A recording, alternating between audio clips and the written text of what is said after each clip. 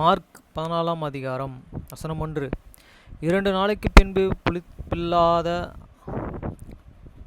அப்பம் சாப்பிடுகிற பஸ்கா பண்டிகை வந்தது. அப்பொழுது பிரதான ஆசாரியரும் வேதபாரகரும் அவரை தந்திரமாய் பிடித்து கொலை செய்யும்படி வகை தேடினார்கள். வசனம் 2. ஆகிலும் ஜனங்களுக்குள்ளே கலகம் ஆகாதபடிக்கும் பண்டிகையிலே அப்படியே செயலாகாது என்றார்கள். வசனம் 3. அவர் பெத்தனியாவிலே குஷ்டரோகியாய் இருந்த சீமோன் வீட்டிலே போஜனம் பந்தி இருக்கையில் ஒரு ஸ்திரீ வெளியேறப்பெற்ற நளதம் என்னும் உத்தம தைலம் உள்ள வெள்ளைக்கல் பரணியை கொண்டு வந்து அதை உடைத்து அந்த தைலத்தை அவர் சிரசின் மேலே ஊற்றினாள். வசனம் 4. அப்பொழுது சிலர் தங்களுக்குள்ளேயே விசனமடைந்து இந்த தைலத்தை இப்படி வீணாய் செலவழிப்பவனென்ன? வசனம் 5. அதை 300 பணத்திற்கு அதிகமான கிரயத்திற்கு விற்று தரித்திரர்களுக்கு கொடுக்கலாமே என்று சொல்லி அவளை குறித்து முறுமுறுத்தார்கள். வசனம் 6. இயேசு அவர்களை நோக்கி, அவளை விட்டு விடுங்கள், ஏன் அவளை தொந்தரவு படுத்துகிறீர்கள்? என்னிடத்தில் நற்கிரியையை செய்திருக்கிறாள். வசனம் 7. தரித்திரர்கள் எப்பொழுதும் உங்களிடத்தில் இருக்கிறார்கள், உங்களுக்கு மனது உண்டாகும் போதெல்லாம் நீங்கள் அவர்களுக்கு நன்மை செய்யலாம், நானோ எப்பொழுதும் உங்களிடத்தில் இரேன். வசனம் 8. அவள் தன்னாலே இயன்றதை செய்தாள், நான் அடக்கம் பண்ணப்படுவதற்கும் எத்தனமாக என் சரீரத்திலே தைலம் முந்திக் கொண்டாள். வசனம் 9. இந்த சுவிசேஷம் உலகத்தில் எங்கெங்கோ பிரசங்கிக்கப்படுமோ அங்கேயே இவளை நினைப்பார்கள்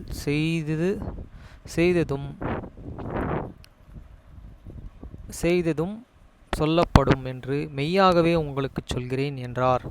வசனம் 10. அப்பொழுது 12 ஒருவனாகிய யூதாஸ்காரியத் என்பவன் அவரை பிரதான ஆசாரியர்களுக்கு கட்டி கொடுக்கும்படி அவரிடத்திற்கு போனான். வசனம் 11. அவர்கள் அதை கேட்டு சந்தோஷப்பட்டு அவனுக்கு பணம் கொடுப்போம்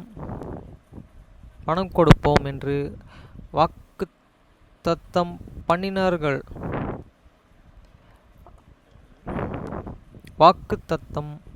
பண்ணினார்கள். அவன் அவரை காட்டி கொடுப்பதற்கு தகுந்த சமயம் பார்த்து கொண்டிருந்தான். வசனம் 12. பஸ்காவை பலியிடும் நாளாகிய புளிப்பில்லாத அப்பம் சாப்பிடுகிற முதலாம் நாளிலே அவருடைய சீஷர்கள் அவரிடத்திலே வந்து, நீர் பஸ்காவை புசிப்பதற்கு நாங்கள் இங்கே போய் ஆயத்தம் பண்ணின சித்தமாயிருக்கிறீர்கள் என்று கேட்டார்கள். வசனம் 13. அவர்கள் தம்முடைய சீஷர்கள் 2 பேரை நோக்கி, நீங்கள் நகரத்திற்குள்ளே போங்கள், அங்கே தண்ணீர் குடம் சுமந்து இருக்கிற ஒரு மனுஷன் உங்களுக்கு எதிர்ப்படுவான், அவன் பின்னே போங்கள். வசனம் 14. அவன் அந்த வீட்டிற்குள் பிரவேசிக்கிறானோ அந்த வீட்டு எஜமானாகிய நீங்களை நோக்கி, என் சீஷர்களுடன் கூடனே பஸ்காவை புசிக்கிறதற்கும் தகுதியான இடம் எங்கே என்று போதகர் கேட்கிறார் என்று சொல்லுங்கள். வசனம் 15. அவன் கம்பளம் முதலானவைகளை விரித்து ஆயத்தம் பண்ணப்பட்டு இருக்கிற விஸ்தாரமான மேல் வீட்டு அறையை உங்களுக்கு காண்பிப்பான், அங்கே நமக்காக ஆயத்தம் பண்ணுங்கள் என்று சொல்லி அனுப்பினார்.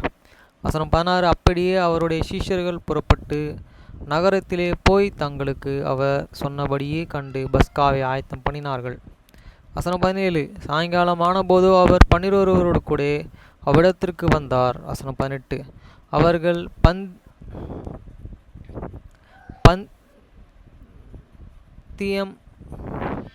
அவர்கள் பந்தியம் வந்து போஜனம் பண்ணுகையில் இயேசு அவர்களை நோக்கி, என்னுடைய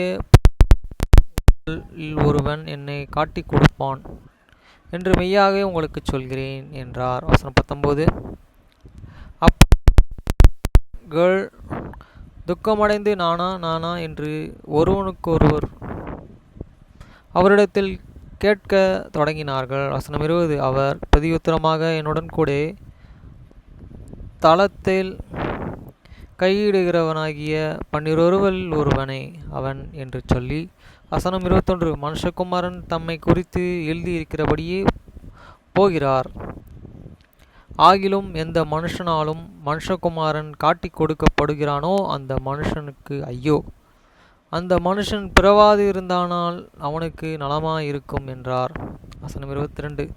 அவர்கள் போஜனம் பண்ணுகையில் இயேசு அப்பத்தை எடுத்து ஆசீர்வதித்து அதை பிட்டு அவர்களுக்கு கொடுத்து, நீங்கள் வாங்கி புசியுங்கள், இது என்னுடைய சரீரமாய் இருக்கிறது என்றார். வசனம் 22. அவர்கள் போஜனம் பண்ணுகையில் இயேசு அப்பத்தை எடுத்து ஆசீர்வதித்து அதை பிட்டு அவர்களுக்கு கொடுத்து, நீங்கள் வாங்கி புசியுங்கள், இது என்னுடைய சரீரமாய் இருக்கிறது என்றார். வசனம் 23. பின்பு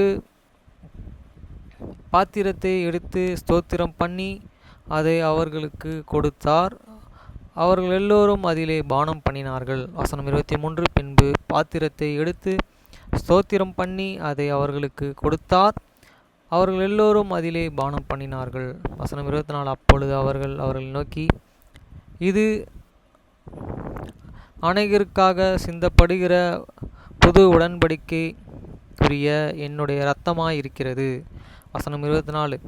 அப்பொழுது அவர்களை நோக்கி, இது அநேகருக்காக சிந்தப்படுகிற புது உடன்படிக்கைக்குரிய என்னுடைய இரத்தமாயிருக்கிறது. வசனம் 25. நான் தேவனுடைய ராஜ்யத்தில் நவமான ரசத்தை பானம் பண்ணும் நாள் வரைக்கும் திராட்சை பழரசத்தை இனி நான் பானம் பண்ணுவதில்லை என்று மெய்யாகவே உங்களுக்கு சொல்கிறேன் என்றார். வசனம் 25. நான் தேவனுடைய ராஜ்யத்தில் நவமான ரசத்தை பானம் பண்ணும் நாள் வரைக்கும் திராட்சை ரச பழத்தை இனி நான் பானம் பண்ணுவதில்லை என்று மெய்யாகவே உங்களுக்கு சொல்கிறேன் என்றார். வசனம் 26. அவர்கள் ஸ்தோத்திர பாட்டையே பாடின பின்பு ஒலிவ மலைக்கு புறப்பட்டு போனார்கள். வசனம் 27. அப்பொழுது இயேசு அவர்களை நோக்கி, மேய்ப்பனை வெட்டுவான், ஆடுகள் சிதறடிக்கப்படும் என்று எழுதியிருக்கிறபடியே அந்த ராத்திரியிலே நீங்கள் எல்லோரும் என் நிமித்தம் இடறல் அடைவீர்கள். வசனம் 8. ஆகிலும் நான் உயிர்த்தெழுந்த பின் உங்களுக்கு முன்னே கலிலேயாவுக்கு போவேன் என்றார். வசனம் 28. ஆகிலும் நான் உயிர்த்தெழுந்த பின் உங்களுக்கு முன்னே கலிலேயாவுக்கு போவேன் என்றார். வசனம் 29. அதற்கு பேதுரு, உமது நிமித்தம் எல்லோரும் இடரல் அடைந்தாலும் நான் இடரல் அடையேன் என்றான். வசனம் 30. இயேசு அவனை நோக்கி, இன்றைக்கு இந்த ராத்திரியிலே சேவல் 2 தரம் கூவுகிறதற்கு முன்னே நீ 3 தரம் என்னை மறுதலிப்பாய் என்று மெய்யாகவே உனக்கு சொல்கிறேன் என்றார். வசனம் 31. அதற்கு அவன், நான் உம்முடனே மரிக்க வேண்டியதாய் இருந்தாலும் உம்மை மறுதலிக்க மாட்டேன் என்று உறுதியாய் சொன்னேன். எல்லோரும் அப்படியே சொன்னார்கள். வசனம் 32. பின்பு கெத்செமனே எண்ணப்பட்ட இடத்திற்கு வந்தார்கள். அப்பொழுது அவர் தம்முடைய சீஷர்களை நோக்கி, நான் ஜெபம் பண்ணும் அளவும் அங்கே உட்கார்ந்து இருங்கள் என்று சொல்லி, வசனம் 33. பேதுருவையும் யாக்கோபையும் யோவானையும் தம்முடனே கூட்டிக் கொண்டு போய் திகிலடையவும் மிகவும் வியாகுலப்படவும் தொடங்கினார். வசனம் 34. அப்பொழுது அவர், என் ஆத்துமா மரணத்துக்கேதுவான துக்கம் கொண்டு இருக்கிறது, நீங்கள் இங்கே தங்கி விழித்திருங்கள் என்று சொல்லி, வசனம் 35. சற்று அப்புறம் போய் தரையிலே விழுந்து அந்த வேலையை தம்மை விட்டு நீங்கி போகக்கூடுமானால் அது நீங்கி போக வேண்டும் என்று வேண்டிக்கொண்டு, வசனம் 35. சற்று தூரம் போய் தரையிலே விழுந்து அந்த வேலையை தம்மை விட்டு நீங்கி போகக்கூடுமானால் அது நீங்கி போக வேண்டுமென்று வேண்டிக்கொண்டு, வசனம் 36. அப்பா பிதா, எல்லாம் உம்மாலே கூடும், இந்த பாத்திரத்தை என்னிடத்திலிருந்து எடுத்து போடும், ஆகிலும் என் சித்தம் சித்தத்தின்படி அல்ல, உம்முடைய சித்தத்தின்படியே ஆக கடவுது என்றார். வசனம் 36. அப்பா பிதாவே, எல்லாம் உம்மாலே கூடும். இந்த பாத்திரத்தை என்னிடத்திலிருந்து எடுத்து போடும். ஆகிலும் என் சித்தத்தின்படி அல்ல, உம்முடைய சித்தத்தின்படியே ஆக கடவுது என்றார். வசனம் 37. பின்பு அவர் வந்து அவர்களை நித்திரை பண்ணுகிறதை கண்டு பேதுருவையும் நோக்கி, சீமோனையும், நித்திரை பண்ணுகிறனாய், ஒரு மணி நேரம் நீர் விழித்து இருக்க கூடாதா? வசனம் 38. நீங்கள் சோதனைக்கு உட்படாதபடிக்கு விழித்திருந்து ஜெபம் பண்ணுங்கள். ஆவி உற்சாகம் உள்ளதுதான், மாமிசமோ பலவீனம் உள்ளது என்றார். வசனம் 38. நீங்கள் சோதனைக்கு உட்படாதபடிக்கு விழித்திருந்து ஜெபம் பண்ணுங்கள். ஆவி உற்சாகம் உள்ளதுதான், மாமிசமோ பலவீனம் உள்ளது என்றார். வசனம் 39. அவர் மறுபடியும் போய் அந்த வார்த்தைகளையே சொல்லி ஜெபம் பண்ணினார். வசனம் 40. அவர் திரும்ப வந்தபோது அவர்கள் மறுபடியும் நித்திரை பண்ணுகிறதை கண்டார். அவர்களுடைய கண்கள் மிகுந்த நித்திரை மயக்கமாய் அடைந்திருக்கிறபடியால் தங்கள் மறுமொழியாக அவருக்கு சொல்வது இன்னதென்று அறியாதிருந்தார்கள். வசனம் 41. அவர்கள் மூன்றாந்தரமும் வந்து, இனி நித்திரை பண்ணி இளைப்பாறுங்கள், போதும், வேலை வந்தது. இதோ மனுஷகுமாரன் பாவிகளுடைய கைகளிலே ஒப்பு கொடுக்கப்படுகிறார். வசனம் 42. என்னை காட்டிக் கொடுக்கிறவன் இதோ வந்து விட்டான், எழுந்திருங்கள், போவோம் என்றார். வசனம் 43. உடனே அவர்கள் அப்படி பேசுகையில் 12 ஒருவனாகிய யூதாஸ் வந்தான். அவனுடன் கூட பிரதான ஆசாரியரும் வேதபாரகரும் மூப்பரும் அனுப்பின திரளான ஜனங்களும் பட்டயங்களையும் தடிகளையும் பிடித்து கொண்டு வந்தார்கள். வசனம் 44. அவரை காட்டிக் கொடுக்கிறவன் நான் எவனை முத்தம் செய்கிறேனோ அவன்தான், அவனை பிடித்து பத்திரமாய் கொண்டு போங்கள் என்று அவர்களுக்கு குறிப்பாய் சொல்லி இருந்தான். வசனம் 45. அவன் வந்தவுடனே வர அண்டையிலே சேர்ந்து ரபி ரபி என்று சொல்லி அவரை முத்தம் செய்தான். வசனம் 46. அப்பொழுது அவர்கள் அவர் மேலே கையிட்டு அவரை பிடித்தார்கள்.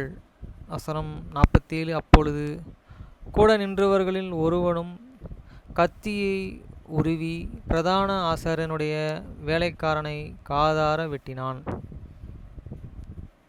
வசனம் 48. இயேசு அவர்களை நோக்கி, கள்ளனை பிடிக்க புறப்படுகிறது போல நீங்கள் பட்டயங்களையும் தடிகளையும் எடுத்துக்கொண்டு என்னை பிடிக்க வந்தீர்கள். வசனம் 49. நான் தினந்தோறும் உங்கள் நடுவிலே தேவாலயத்திலே உபவாசம் பண்ணி கொண்டு இருந்தேன். அப்பொழுது நீங்கள் என்னை பிடிக்கவில்லையே.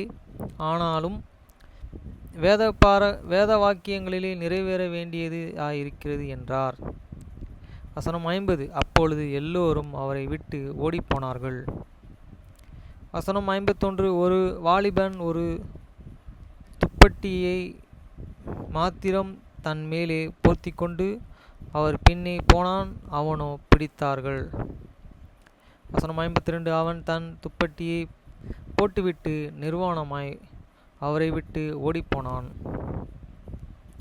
வசனம் 53. இயேசுவை அவர்கள் பிரதான ஆசாரியர்களிடத்திலே கொண்டு போனார்கள். அங்கே ஆசாரியர், மூப்பர், வேதபாரகர்கள் எல்லோரும் கூடி வந்தார்கள். வசனம் 54. பேதுரு தூரத்திலே அவருக்கு பின் சென்று பிரதான ஆசாரியனுடைய குமாரன அரண்மனைக்குள்ளே வந்து சேவருடன் கூடனே உட்கார்ந்து நெருப்பண்டையிலேயே குளிர் காய்ந்து கொண்டிருந்தான். வசனம் 55.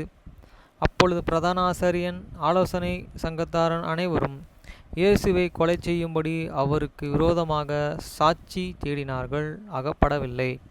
வசனம் 56. அநேகர்கள் அவருக்கு விரோதமாய் பொய்ச்சாட்சி சொல்லியும் அது சாட்சிகள் ஒவ்வவில்லை. வசனம் 57. அப்பொழுது சிலர் எழுந்து, கைவேலையாகிய இந்த தேவாலயத்தை நான் இடித்து போட்டு கைவேலை இல்லாத வேறொன்றை 3 நாளைக்குள்ளேயே கெட்டுவேன் என்று இவன் சொன்னதை நாங்கள் கேட்டோம் என்று. வசனம் 58. அவருக்கு விரோதமாய் பொய்ச்சாட்சி சொன்னார்கள். வசனம் 59 அப்படியே சொல்லியும் அவர்கள் சாட்சி ஒவ்வாமற்று போயிற்று. வசனம் 60 அப்பொழுது பிரதான ஆசாரியன் எழுந்து நடுவே நின்று இயேசுவை நோக்கி, இவர்கள் உனக்கு விரோதமாய் சொல்லுகிறதை குறித்து நீ ஒன்றுமே சொல்லுகிறது இல்லையா என்று கேட்டான். வசனம் 61 அவரோ ஒரு உத்தரவும் சொல்லாமல் பேசாதிருந்தார். மறுபடியும் பிரதான ஆசாரியன் அவரை நோக்கி, நீ ஸ்தோத்திரிக்கப்படப்பட்ட தேவனுடைய குமாரனாகிய கிறிஸ்துதானா என்று கேட்டான். வசனம் 62 அதற்கு இயேசு, நான் அவர்தான். மனுஷகுமாரன் சர்வ வல்லவரின் வலது பரிசகத்தில் வீற்றிருப்பதையும் வானத்தின் மேகங்கள் மேலே வருவதையும் நீங்கள் காண்பீர்கள் என்றார். வசனம் 63 பிரதான ஆசாரியனும் அதை கேட்டவுடனே தன் வஸ்திரங்களை கிழித்து கொண்டு, இனி சாட்சிகள் நமக்கு வேண்டியதில்லை என்ன? வசனம் 64 தேவதூஷணத்தை கேட்டீர்களே, உங்களுக்கு என்ன மையமாய் தோன்றுகிறது என்றான். அதற்கு அவர்கள் எல்லோரும், இவன் மரணத்திற்கு பாத்திரனாய் இருக்கிறான் என்று பண்ணினார்கள். வசனம் 65 அப்பொழுது சிலர் அவர் மேலே துப்பவும் அவருடைய முகத்தை மூடவும் அவரை குட்டவும், ஞான திருஷ்டியினாலே பார்த்து சொல் என்று சொல்லவும் தொடங்கினார்கள். வேலைக்காரரும் அவரை கன்னத்திலே அறைந்தார்கள். வசனம் 66 அத்தருணத்திலே பேதுரு கீழே அரண்மனை முற்றுகையில் இருக்கையில் பிரதான ஆசாரியனுடைய வேலைக்காரரில் ஒருத்தி வந்து, வசனம் 27 குளிர் காய்ந்து கொண்டு இருக்கிற பேதுருவை கண்டு அவனை உற்று பார்த்து, நீயும் நசரேயனாகிய இயேசு கிறிஸ்துவுடனே இருந்தாய் என்றாள். வசனம் 68 அதற்கு அவன், நான் அறியேன், நீ சொல்கிறது எனக்கு தெரியாது என்று மறுதலித்து வெளியே வாசலில் மண்டபத்திற்கு போனான். அப்பொழுது சேவல் கூவிற்று. வசனம் 69 வேலைக்காரரில் அவனை மறுபடியும் கண்டு, அவன் அவர்களில் ஒருவன் என்று அருகே நின்றவர்களுக்கு சொன்னாள். வசனம் 70 அவன் மறுபடியும் மறுதலித்தான். சற்று நேரத்திலே பின் மறுபடியும் அருகே நிற்கிறவர்கள் பேதுருவை பார்த்து, மெய்யாகவே நீ அவர்களில் ஒருவன், நீ கலிலேயா, உன் பேச்சு அதற்கு ஒத்தி இருக்கிறது என்றார்கள். வசனம் 71 அதற்கு அவன், நீங்கள் சொல்கிற மனுஷனை அறியேன் என்று சொல்லி சபிக்கவும் சத்தியம் பண்ணவும் தொடங்கினான். வசனம் 72 உடனே சேவல் 2ஆம் தரமும் கூவிற்று. சேவல் 2ஆம் தரம் கூவுகிறதற்கு முன்னமே நீ என்னை 3 தரம் மறுதலிப்பாய் என்று இயேசு தனக்கு சொன்ன வார்த்தையை பேதுரு நினைவு கூர்ந்து மிகவும் அழுதான்.